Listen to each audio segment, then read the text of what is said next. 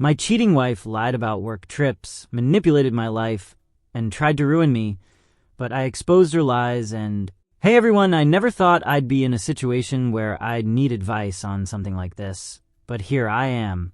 My name is Mark, and my wife, Rachel, and I have been married for 10 years. We met in college. Typical story of a guy falling for the smartest, most confident girl in his class.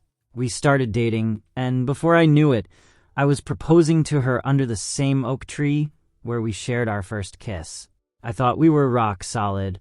We both have good jobs, live in a nice neighborhood, and up until recently, I thought we were on the same page about having kids soon.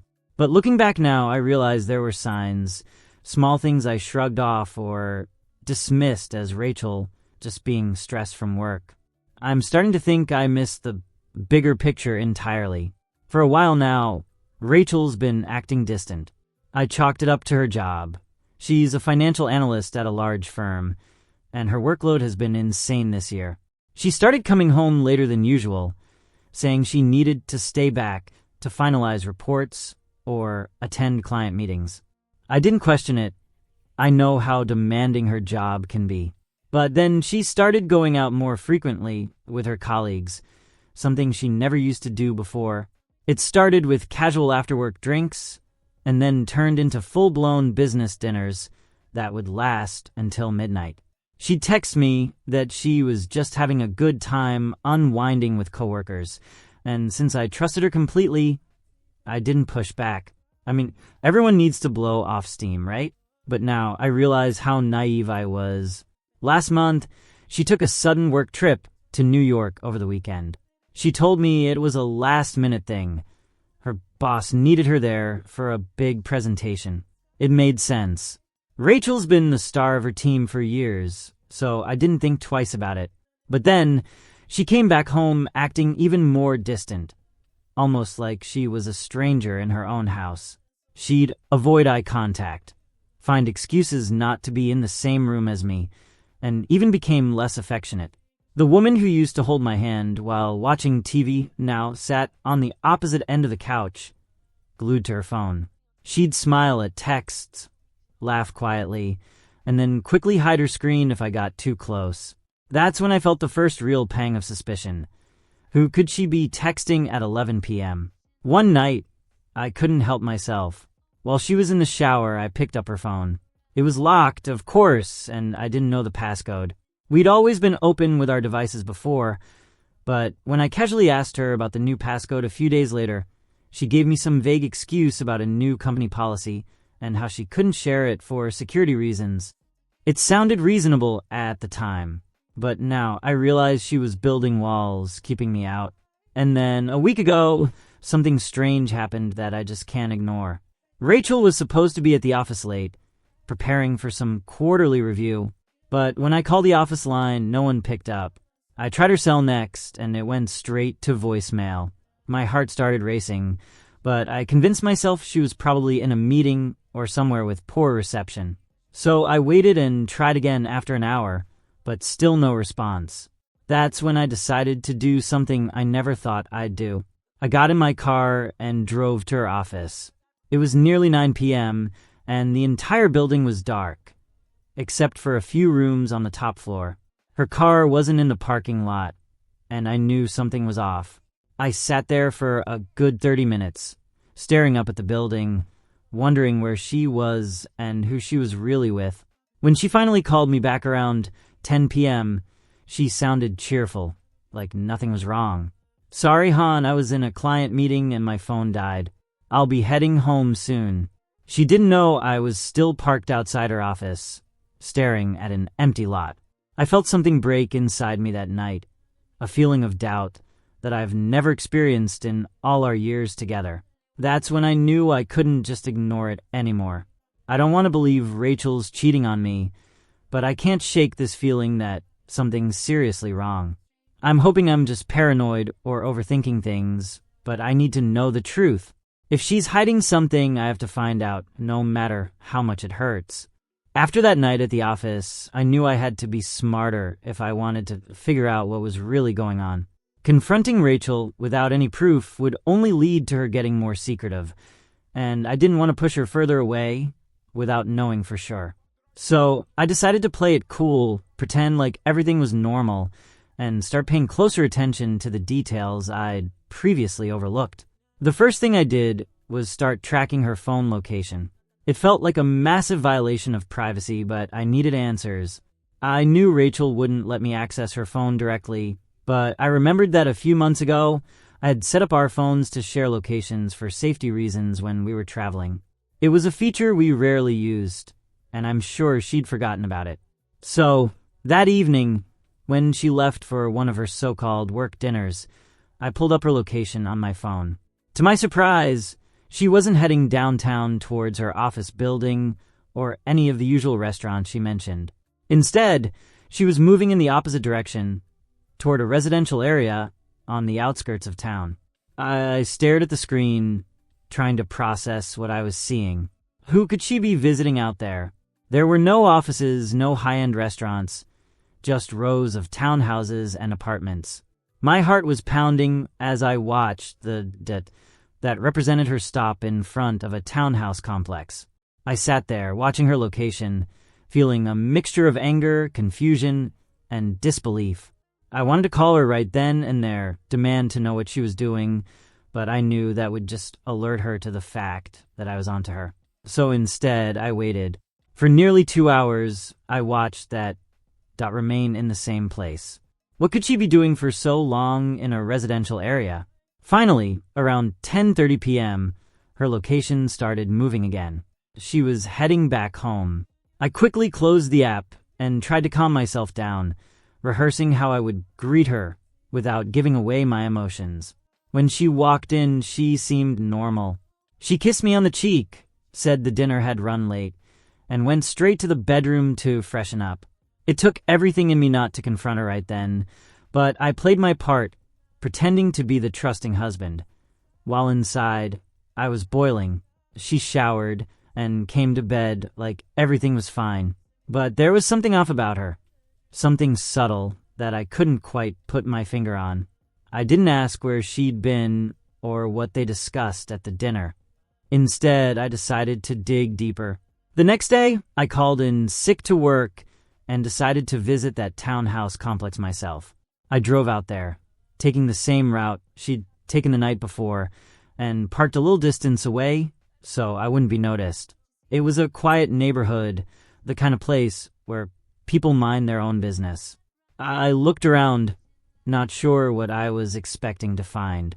I walked through the complex, my hands shaking, until I reached the spot where her phone had been last night. I took a deep breath and glanced around. That's when I saw it, a sleek, black BMW parked neatly in front of one of the townhouses. I recognized it immediately as her colleague's car. His name was Eric, one of the senior managers at her firm. She'd mentioned him a few times, always casually, but there'd never been any reason for me to think there was more to it. I didn't approach the house. I just stood there, staring at the car, trying to make sense of it all. Was she visiting Eric? Was he just a friend, or was there something else going on? The only thing I knew for certain was that Rachel had lied to me about where she was last night, and I had a feeling this was just the beginning. My mind was racing with possibilities, and I knew I needed more evidence before I could do anything. I couldn't just accuse her of something without proof. So I decided to do something I never thought I'd do. I bought a small voice-activated recorder and planted it in her car when she wasn't looking. I figured if she was really meeting Eric or someone else, I'd be able to catch a conversation that might confirm my suspicions. The next couple of days felt like torture. I tried to act normal around Rachel, but every time I looked at her, I couldn't help but wonder what she was hiding. She continued to come home late, claiming she was buried in work, and every time she left for those dinners, I tracked her phone only to see her return to that same townhouse complex. Finally, after almost a week of pretending everything was fine, I retrieved the recorder. I waited until she was out running errands to sit down and listen to it. At first, there was nothing but silence, some background noise of the car moving. But then, a man's voice filled the car's interior, low and familiar. It was Eric's voice. "Rachel, you know we can't keep doing this," he said, his tone gentle but firm. I could hear my wife's soft laughter in response. "Relax, Eric. We're just two friends having fun. Nobody's getting hurt." My blood turned to ice. The rest of the conversation was casual, banter about work, shared jokes, and then something that shattered my heart completely. "I'll tell Mark I have another work trip this weekend. We'll have the whole place to ourselves," Rachel whispered. "Are you sure? I don't want him to get suspicious." "He's not suspicious. Trust me," she said confidently. I turned off the recorder, my hands shaking so badly I almost dropped it. Everything I thought I knew about my marriage was unraveling before me. Rachel wasn't just hiding a small lie. She was having an affair. And the worst part, she didn't even seem to feel guilty about it. I was shaking when I heard that recording. Every fiber of my being wanted to storm into her office or the townhouse and confront her and Eric right away. But I knew that I needed to keep calm if I wanted to get the full truth. That evening, when Rachel came home, I acted like everything was fine, pretending to be my usual self. We had dinner, chatted about her day, and she went on about some minor issue at work, completely unaware that I'd heard her planning to spend the weekend with another man. I almost laughed at the irony of it all. It was like watching someone perform a play, knowing all the lines before they were spoken. Then I decided to throw in a little test. I asked her casually, "Hey, do you have any work trips coming up? Maybe we could take a weekend away together. Just the two of us." Her reaction was subtle, but I caught the slight hesitation in her eyes. She glanced down at her phone, probably double-checking her fake schedule in her head, before smiling and saying, "Actually, I do have a trip this weekend. Just a quick meeting in Boston. But after that, I'm all yours." There it was. The lie. Delivered so effortlessly, so convincingly. I felt a wave of cold anger wash over me, but I swallowed it down and nodded, forcing a smile. "Boston, huh? Sounds like a good opportunity."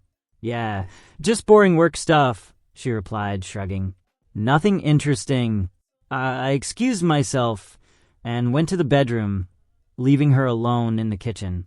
The confrontation was coming, but I knew I had to choose my moment wisely. For now, I'd let her believe she was getting away with it, while I gathered the rest of the pieces I needed to expose everything she was hiding. With Rachel's fake business trip coming up, I knew it was my chance to catch her red-handed.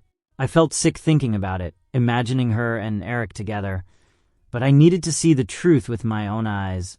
I wanted her to know she couldn't keep lying to me and get away with it. The night before she was supposed to leave, I told her I'd be busy with a last-minute project over the weekend and wouldn't be around much. She barely reacted, just nodding like she wasn't planning to be around either. We went to bed like everything was normal, but I could feel her inching away from me, creating a space that had been growing for months. The next morning, I watched her pack her suitcase. Clothes neatly folded, toiletries arranged. Everything seemed perfectly normal for a weekend away. She even kissed me goodbye and smiled, saying she'd miss me. It took everything I had not to confront her right then. After she left, I followed her car's location on my phone. As expected, she didn't head to the airport or a hotel. She went straight to that townhouse complex. I waited for about an hour before driving over myself, parking a little distance away. I had hired a private investigator to follow up on what I found, and today, he was already positioned near the townhouse. He texted me updates, confirming what I already knew. Rachel had arrived and gone inside with Eric, carrying her suitcase. A few minutes later, the lights in the townhouse came on. I imagined them laughing together, maybe even kissing, and my stomach twisted. I could barely breathe. I took a deep breath and called the PI. "Let's go," I said quietly. "Get everything." He didn't ask questions, just confirmed that he'd start recording. He had cameras set up outside and in the car, capturing every move they made. I wasn't going to barge in or cause a scene, But I wasn't going to let Rachel just walk away from this without facing the consequences either. As I sat there, staring at the townhouse, I thought about what I would say when I confronted her later. I still loved her, but I felt a growing resolve inside me. This weekend, Rachel thought she was getting away with everything, but I was about to change that. I wasn't going to be the fool she played me for anymore. The next few hours were some of the longest of my life. I stayed in my car, far enough not to be seen, but close enough to get updates from the PI every half hour. He sent me photos and snippets of conversations they had when they stepped out onto the townhouse balcony. The images showed Rachel and Eric laughing, sitting close, sipping wine, acting like a couple without a care in the world. At one point, she leaned over and kissed him, a look of pure affection on her face. My stomach turned. That was a look I thought was reserved only for me. Then came the final nail in the coffin, a short video clip sent by the PI. It showed Rachel and Eric stepping out of the townhouse, holding hands as they walked to his car. They got in, and the camera caught them talking, Rachel laughing at something Eric said. Then she leaned over and kissed him again, deeper this time, before they drove off. The PI followed them to a nearby restaurant, where they stayed for dinner. I stared at the screen, my chest tight, feeling the full weight of betrayal hit me like a punch. There was no longer any doubt. I finally had undeniable proof. When Rachel came back to the townhouse later that night, I told the PI to hold off. I wanted to see how far she'd go, how much she'd lie to me once she got back home. After all, I wanted her to dig herself as deep as possible before I pulled out the evidence. So I did something I never thought I'd do. I texted her while she was still inside Eric's townhouse. "Hey, how's Boston? You settled in yet?" There was a pause before she replied. I could almost imagine her scrambling for her phone, making sure Eric didn't see. "Yeah, just got in. Exhausted from the flight. About to crash for the night. How are you?" It was surreal, watching her lie so smoothly while I knew exactly where she was. I felt a strange mix of anger, hurt, and a grim satisfaction. She was giving me everything I needed to confirm what kind of person she had become. "Glad you're okay. Miss you already," I texted back, adding a heart emoji. It felt disgusting to play along, but I needed her to believe everything was fine. "Miss you too, babe. Can't wait to get back," she replied, adding a kiss emoji. I stared at her message for a long time, my anger building. She had no idea that her entire double life was about to come crashing down. Rachel came back home late Sunday evening, her usual confident smile plastered on her face. She looked relaxed, almost too relaxed, like someone who had just returned from a romantic getaway, not a business trip. I forced myself to act casual, greeting her with a hug and pretending that everything was fine. But inside, I felt like I was watching everything through a haze, almost numb from the emotional overload. "How was the trip?" I asked, handing her a glass of water as she sat down on the couch. "Ugh, exhausting," she sighed, setting her suitcase aside and sinking into the cushions. The meetings dragged on forever, and the weather in Boston was awful, cold and rainy the whole time. She leaned back, closing her eyes like she was genuinely tired. "Really?" I asked, trying to keep my voice steady. "That sounds rough." "Yeah, but I'm glad to be back home." She gave me a soft smile, one that used to make my heart skip a beat. Now it just made my skin crawl. I knew she was lying, and she was doing it so effortlessly. She talked about the fake meetings she attended, made up small details about the imaginary clients she met, and even threw in a complaint about a snobby waiter at some restaurant she'd gone to for dinner. I just nodded along, pretending to listen. The more she lied, the more I felt a strange sense of calm wash over me. Every word she said was only tightening the noose she didn't know existed. The next morning, I asked if she wanted to go out for breakfast. "Let's celebrate you surviving that brutal work weekend," I suggested. She agreed, thinking nothing of it. As we sat in a small cafe near our house, I decided to test her one last time. "Hey, I've been thinking about taking a quick trip to Boston myself," I said, stirring my coffee absentmindedly. "Maybe visit a few old friends there. Got any recommendations for places to eat or stay?" Rachel's face tightened ever so slightly, but she quickly recovered, smiling again. "Oh, sure, but I wouldn't recommend the hotel I stayed at. It was pretty basic, just good for work trips. I'll send you a list of better options later." I almost admired how smoothly she lied, keeping up the charade without missing a beat. I wondered if she'd even believe her own stories at this point, but I stayed composed, letting her think everything was okay.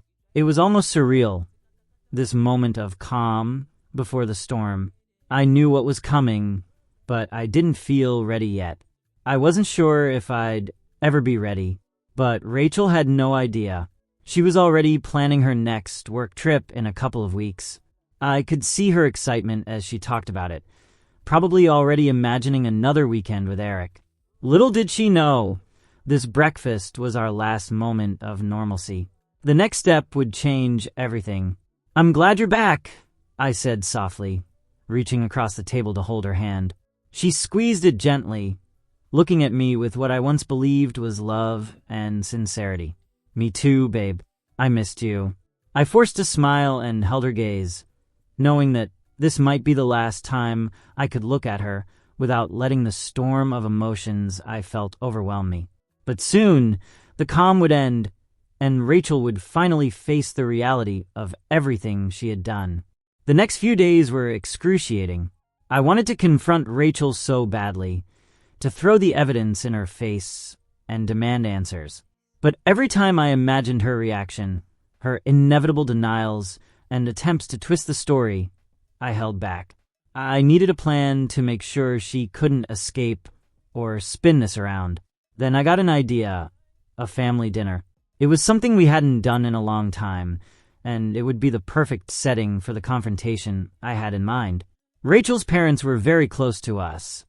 They adored me and thought our marriage was perfect. If I could bring everything to light in front of them, it would be impossible for Rachel to lie or manipulate her way out. I texted her mother, Jane, suggesting we all get together for dinner that weekend. I said it was a surprise for Rachel and asked her to keep it a secret. Jane was thrilled and agreed immediately, thinking it was just a spontaneous gesture of love. I felt a pang of guilt for involving her, but I knew this was the only way to expose the truth without Rachel retreating or denying everything. On the day of the dinner, I made sure everything was set up perfectly. I printed out a few key photos from the PI, the ones of Rachel and Eric holding hands, kissing in the car, walking into the townhouse together. I placed them in an envelope and slipped it into my jacket pocket. My hands were shaking as I looked at the pictures one last time. This was it. No turning back. Rachel was surprised but delighted when I told her we were having dinner with her parents. "What's the occasion?" she asked with a smile. "Just thought it'd be nice to have a family dinner." "It's been a while," I replied, keeping my tone light. When we arrived at her parents' house, Jane and her father, Bill, welcomed us warmly. They'd set up a beautiful dinner spread, and everyone seemed in high spirits. I could see Rachel's shoulders relax as she sipped a glass of wine, laughing and chatting like everything was perfectly normal. We were halfway through dinner when I decided to make my move. "There's something I'd like to talk about," I said, setting my fork down and looking directly at Rachel. She glanced at me, still smiling, but there was a hint of confusion in her eyes. "Sure, what's up?" she asked casually. "I wanted to share something with you all. Something I've been keeping to myself for a while now," I began, taking a deep breath. "Rachel, I know where you really were this weekend." Her smile froze, and the color drained from her face. What do you mean?" she stammered, her voice faltering for the first time. I pulled the envelope out of my jacket pocket and placed it on the table. "I mean, I know you weren't in Boston. You were at Eric's townhouse." There was a stunned silence around the table. Jane and Bill looked at each other, then back at Rachel, who was staring at the envelope as if it were a bomb about to go off. "What are you talking about, Mark?" Rachel said, her voice shaking now. "That's ridiculous. I don't know what you—" "Stop lying, Rachel," I interrupted sharply. "I have proof. Go ahead, open it." With trembling hands, she reached for the envelope and tore it open. As she pulled out the photos, I watched her face change. Confusion turned to shock, then to a pale, desperate panic. Jane leaned over, peering at the pictures.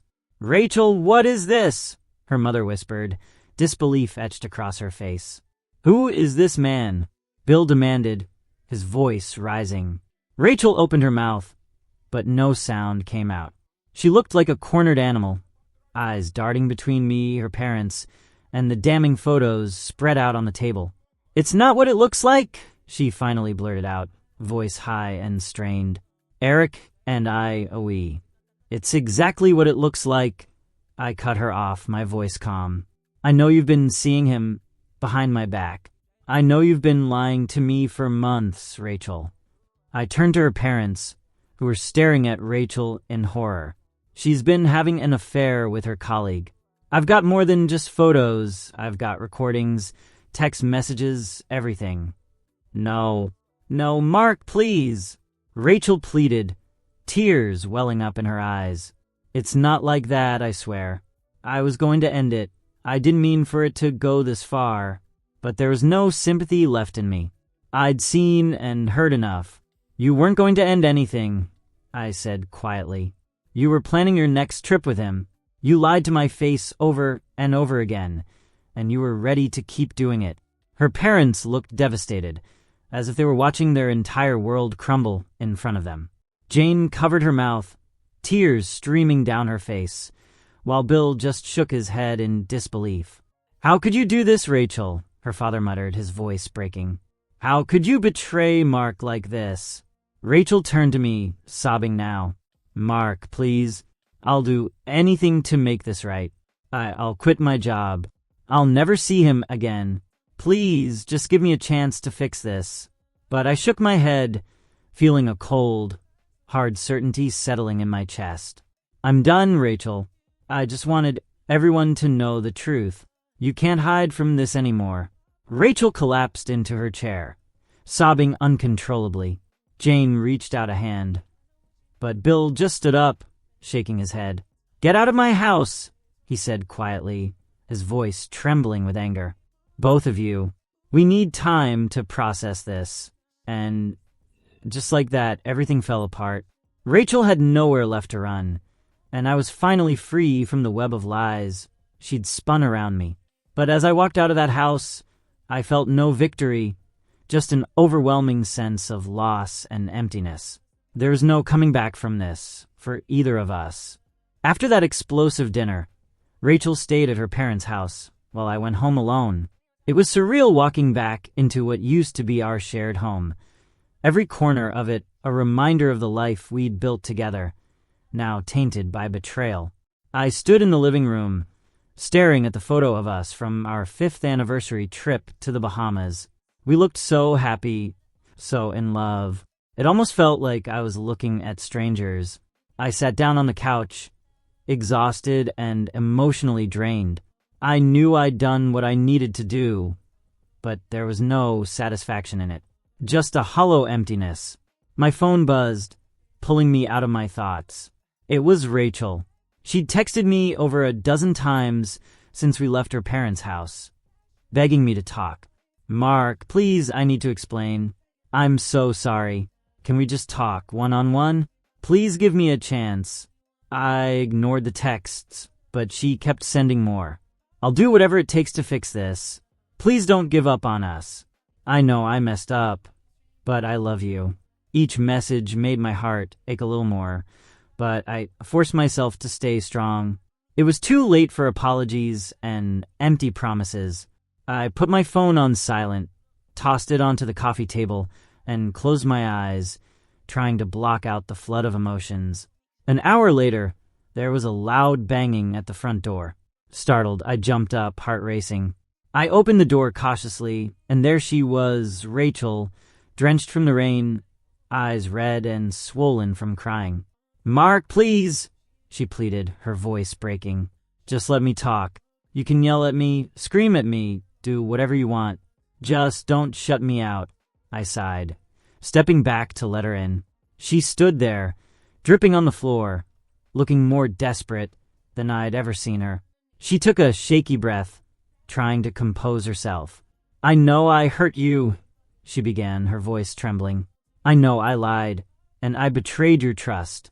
But I need you to understand it wasn't supposed to be like this. It just happened." "That's your excuse," I asked coldly. "It just happened? You've been sneaking around with him for months, Rachel. You planned trips, lied to my face, and told him things you never told me. That's not something that just happens." "I was confused," she cried out, tears streaming down her face. "I felt like we were drifting apart. You were so busy with work, and I felt, I don't know, lost. Eric was there, and I... Don't you dare blame me for this," I snapped, cutting her off. "I gave you everything I had.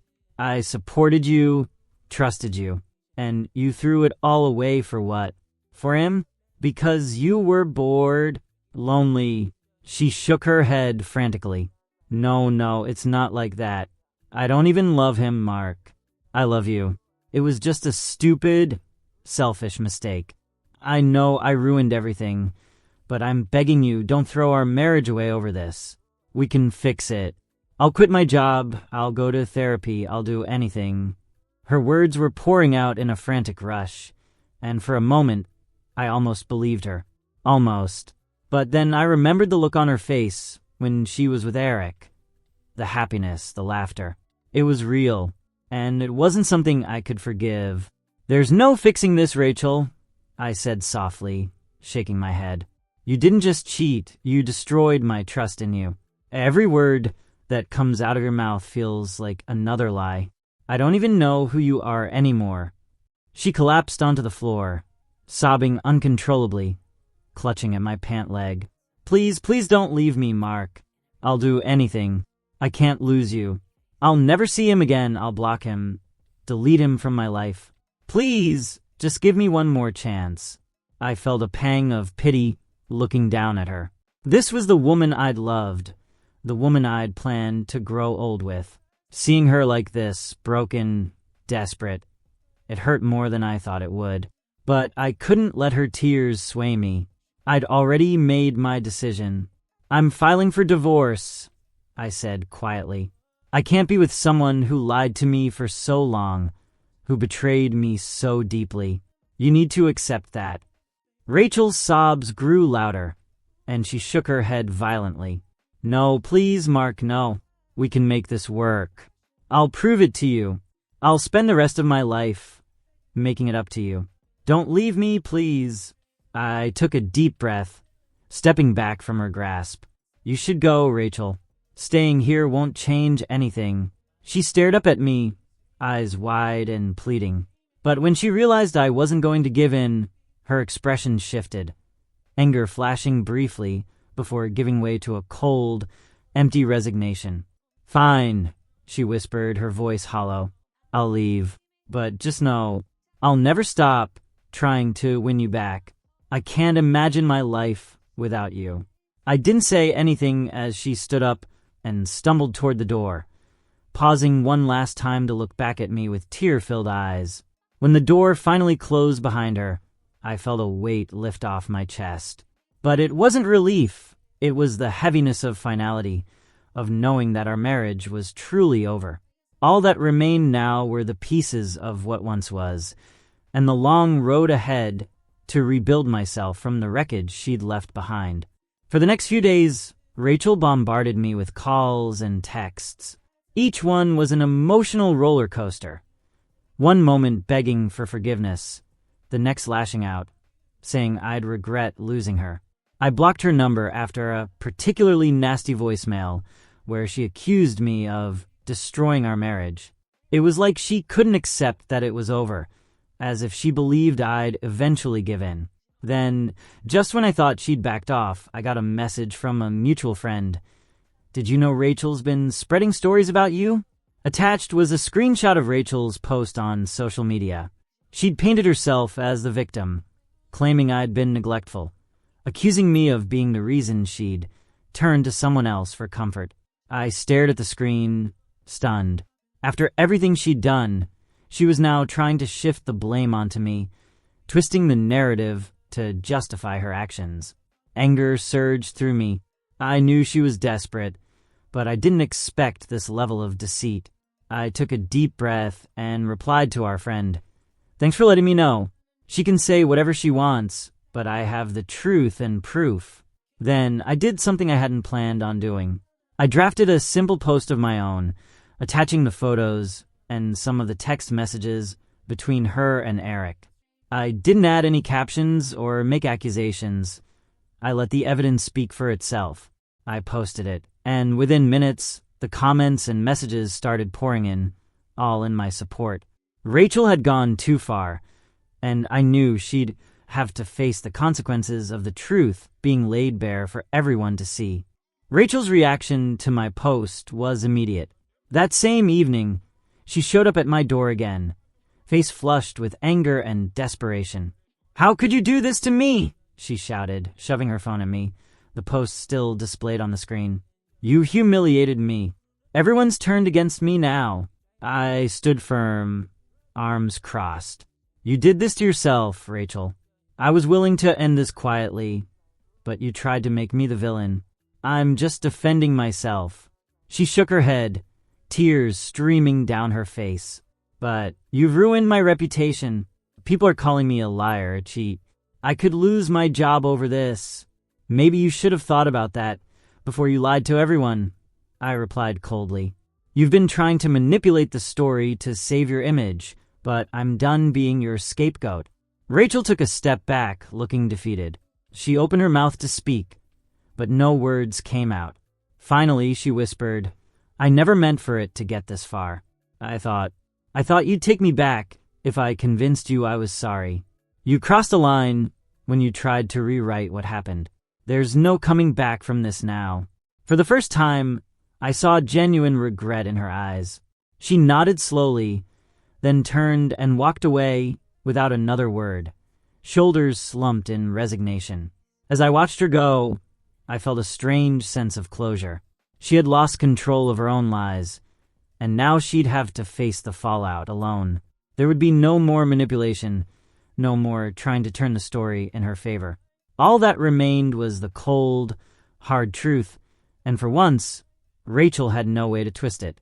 Just when I thought things were finally settling down, I received an unexpected call a few days later. It was Eric. His voice was tense and guarded. "Mark, we need to talk," he said abruptly. "Talk," I replied, caught off guard. What could we possibly have to talk about? "About Rachel," he continued, a hint of unease in his tone. "There's something you don't know, something she's been keeping from both of us." Curiosity and suspicion flared up inside me. "What do you mean? Just spit it out." Eric sighed heavily. "Rachel's been telling me she was leaving you for months. She even promised we'd get a place together, but she was stringing me along too. Last week, I found out she's been seeing another guy behind my back, some guy from her gym." For a moment, I was stunned into silence. After everything she'd done, it turned out that Rachel hadn't been faithful to him either. It was almost too unbelievable to process. "Are you serious?" I finally managed. "She's been cheating on you too?" "Yeah," Eric muttered bitterly. "Guess I should have known better. Thought she was different, but I was just another pawn in her game. I just thought you should know." I hung up, feeling a strange sense of vindication mixed with disbelief. Rachel's lies had come full circle. The woman who had betrayed me had also betrayed the very man she'd left me for. It seemed that Rachel wasn't just tangled in her lies, she was lost in them. In some twisted way, it gave me closure I didn't expect. This was no longer just about me or Eric. Rachel's spiral of deceit had finally caught up to her, and now she was truly alone, burned by the very game she had created. The next morning, I received an email from Rachel, long and frantic. She confessed everything, not just about Eric, but also about the new guy from the gym. She claimed she'd gotten caught up in a cycle of bad decisions, that she never meant to hurt anyone, and was now facing the consequences of her own actions. She begged me to meet up, saying she wanted to apologize face to face and somehow make things right. But what could she possibly say now that would matter? Her words felt empty, like she was trying to salvage some piece of control in a life she'd completely unraveled. I stared at the email for a long time before deleting it without responding. Rachel was desperate to fix her shattered image, but I realized I didn't need to be a part of it anymore. Her mess was hers alone, and I was finally free from the chaos she'd created. That was the last time I heard from her, and for the first time in months, I felt a sense of peace. With Rachel out of my life, I finally started focusing on myself. I picked up old hobbies, reconnected with friends I hadn't seen in years, and even joined a local hiking group. It felt strange, learning to live without the constant stress and suspicion. But gradually, I found myself smiling more, feeling lighter. One afternoon, while hiking with the group, a woman named Claire struck up a conversation. She'd recently gone through a divorce too, and we ended up sharing our stories. There was no judgment, just understanding. We exchanged numbers, and for the first time, I felt hopeful about the future. I wasn't looking for anything serious, but knowing that life could move on, that I could rebuild and find happiness again, was more than enough. It reminded me that despite the pain, there's always a way forward, and I was finally ready to take that step. A few weeks later, I received a letter in the mail. It was from Rachel. My first instinct was to throw it away, but curiosity got the better of me. I opened it cautiously, unsure of what to expect. The letter was full of apologies and reflections, Rachel admitting she'd lost everything because of her own selfishness. She said she'd started therapy, was working on herself, and hoped I'd someday forgive her. At the end, she asked if we could meet, just to talk. She wrote that she still believed we had a chance to rebuild what was lost. I folded the letter and set it aside. I didn't feel anger or sadness, just indifference. Rachel was trying to cling to something that no longer existed. I knew I couldn't give her the closure she wanted. Without a second thought, I tossed the letter in the trash. I'd already moved on. The last piece of the puzzle fell into place a few days after I discarded Rachel's letter. I received a message from her mother, Jane, thanking me for handling everything with dignity and restraint. She mentioned that Rachel had decided to move away for a fresh start, hoping to rebuild her life in a new city. I felt an unexpected wave of relief. Knowing Rachel was leaving made it easier to let go of the lingering bitterness. It meant that I could finally close this chapter and move forward without the shadow of our past hanging over me. Standing by the window, I looked out at the sunset, feeling a sense of finality. I'd been through hell and back, but I'd come out stronger and more self-aware. Rachel's absence wasn't a loss. It was freedom. It was time to embrace the life ahead of me, with no more regrets or what-ifs. I took a deep breath and stepped away from the window, ready to face whatever came next.